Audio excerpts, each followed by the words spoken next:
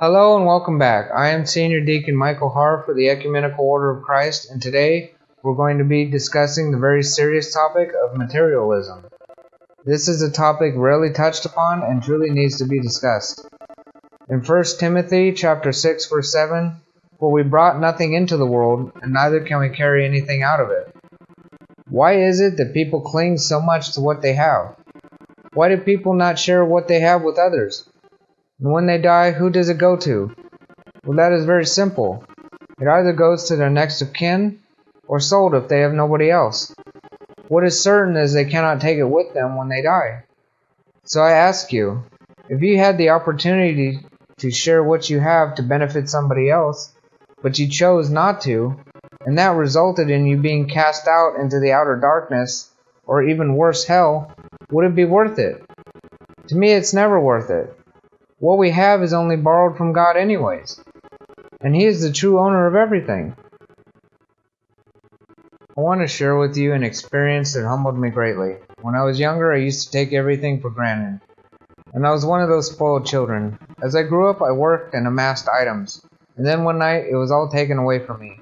On August 29th, 2009, my house caught fire. I lost everything I ever owned in it except for a few things.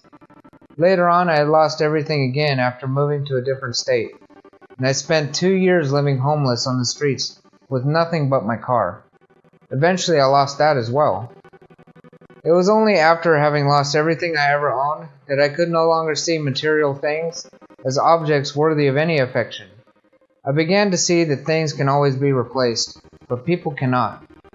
So I stopped putting my affection on material wealth, and I started putting it on people that helped me when I was in need the most. The problem with the world today is that too many people are used, and things, including money, are loved. We can only correct this false and wicked behavior by using things as tools and loving people, and this includes all forms of life. I see so many people use other people and love their things and money. They love it so much they cannot stand to part with it to help another person.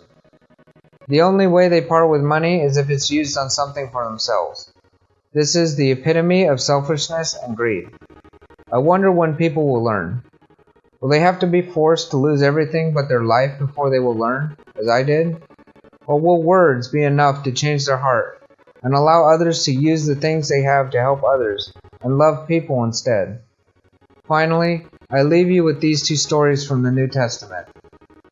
One is the story of Lazarus and the rich man from Luke 16. The other is of the rich man from Luke 18. Go read these stories and tell me, is it worth being cast into hell to love your things over other people? I hope this has truly helped you understand that materialism is wrong, and I hope that you grow from this sermon and change your ways if you are materialistic. God bless you in Lord Rael's name. Amen.